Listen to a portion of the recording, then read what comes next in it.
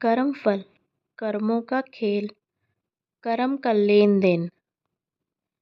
बेटा बनकर, बेटी बनकर, दामाद बनकर और बहू बनकर कौन आता है जिसका तुम्हारे साथ कर्मों का लेना देना होता है।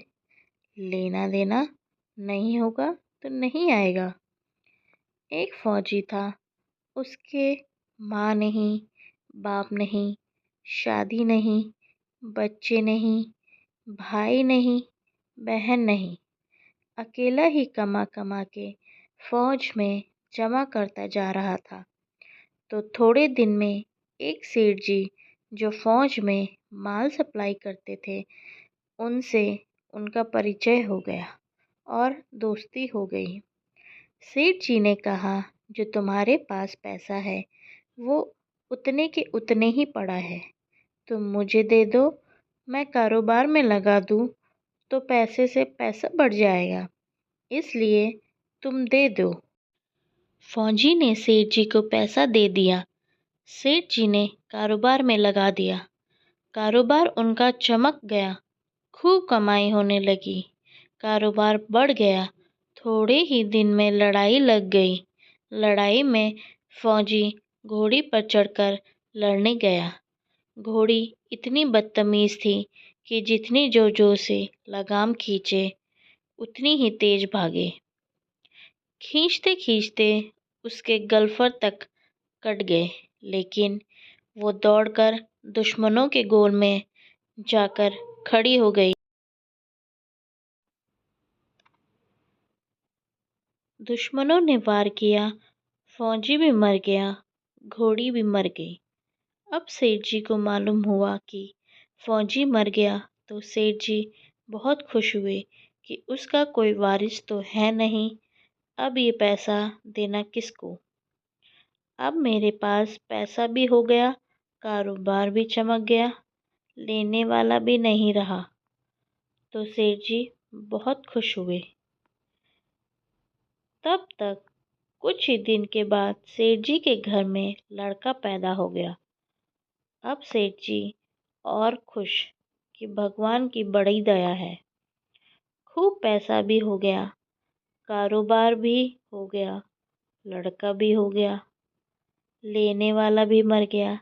सेठ जी भी बहुत खुश। वो लड़का होशियार था, पढ़ने में समझदार था। सेठ जी ने उसे पढ़ाया लिखाया। जब वह पढ़ लिख कर बड़ा हो गया तो सोचा कि अब ये कारोबार संभाल लेगा, चलो अब इसकी शादी कर दें। शादी करते ही घर में आ गई बहू रानी, दुल्हन आ गई। अब उसने सोचा कि चलो बच्चे की शादी हो गई, अब कारोबार संभाल लेगा। लेकिन कुछ दिन में बच्चे की तबीयत खराब हो गई। अब सेठ जी डॉक्टर के पास, हकीम के पास, वैद्य के पास दौड़ रहे हैं। वैद्य जी जो दे रहे हैं, दवा खिला रहे हैं और दवा असर नहीं कर रही, बीमारी बढ़ती ही जा रही, पैसा बर्बाद हो रहा है और बीमारी बढ़ती ही जा रही है। रोग कट नहीं रहा, पैसा खूब लग रहा है।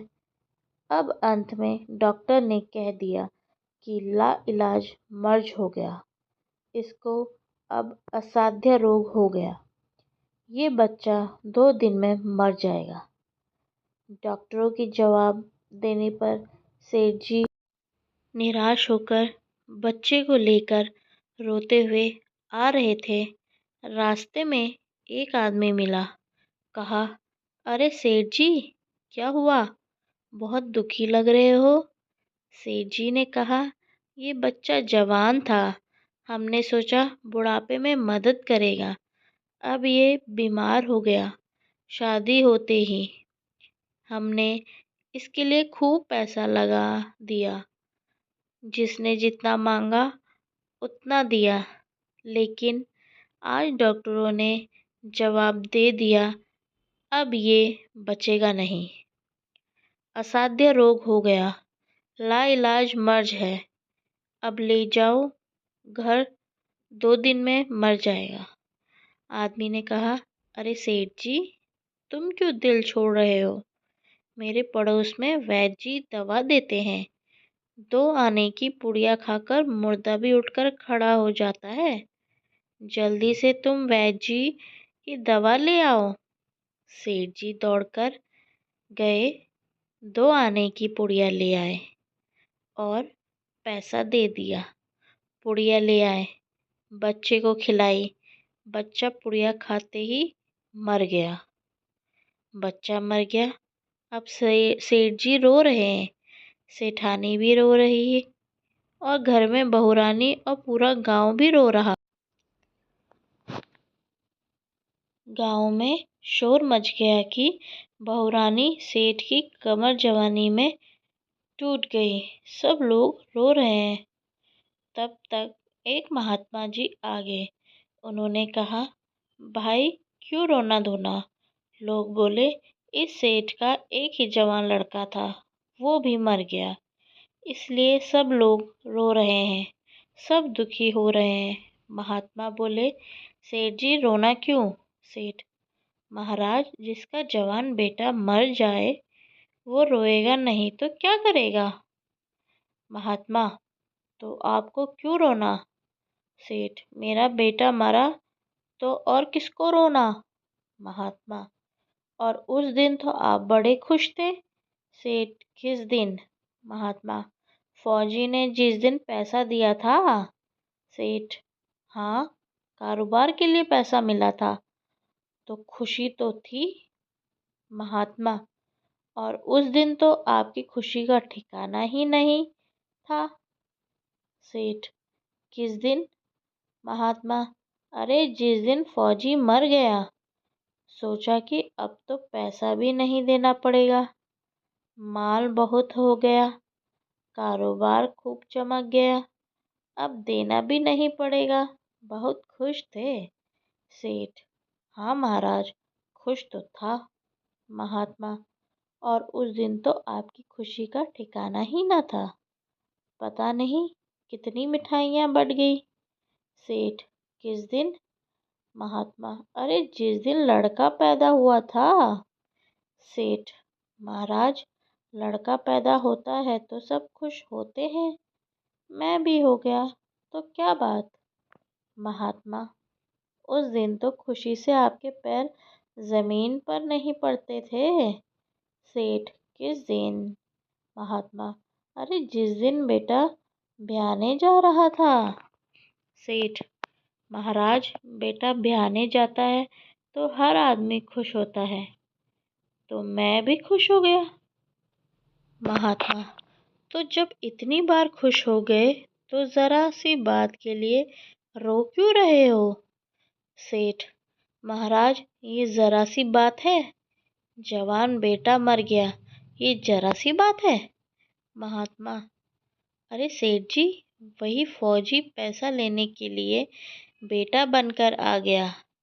पढ़ने में, लिखने में, खाने में, पहनने में और शौक में, श्रृंगार में जितना लगना था लगाया। शादी ब्याह में सब लग गया और ब्याज दर ब्याज लगाकर डॉक्टरों को दिलवा दिया। अब जब 2 आने पैसे बच गए वो भी वैद्य जी को दिलवा दिए और पुड़िया खाकर चल दिया। अब कर्मों का लेना देना पूरा हुआ। सेठ जी ने कहा, हमारे साथ तो कर्मों का लेन देन था, चलो हमारे साथ तो जो हुआ सो हुआ। लेकिन वो जवान बहुरानी घर में रो रही है। जवानी में उसको धोखा देकर विधवा बनाकर चला गया। उसका क्या जुर्म था कि उसके साथ ऐसा गुनाह किया? महात्मा बोले, यह वही घोड़ी है जिसने जवानी में उसको धोखा दिया, इसने भी जवानी में उसको धोखा दे दिया।